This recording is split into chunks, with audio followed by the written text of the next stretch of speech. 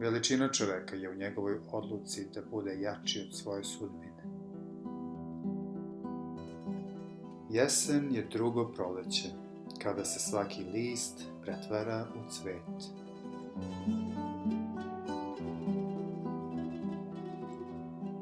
Šarm je način dobijanja pozitivnog odgovora bez postavljanja jasnog pitanja.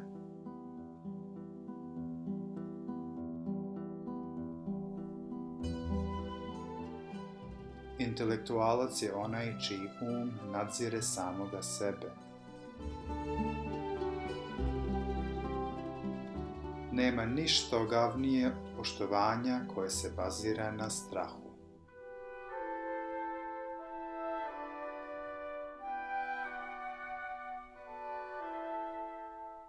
U svetu bez iluzija, čovek je stranac.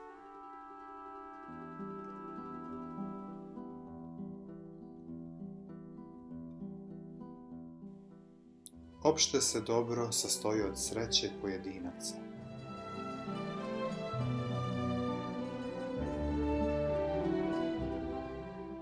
Protiv neprijatnih istina ima samo jedan lek. Treba se s njima pomiriti.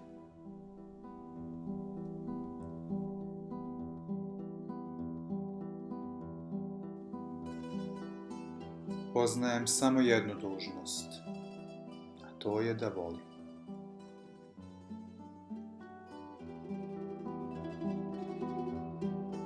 Čovek je jedino stvorenje koje odbija da bude ono što jeste.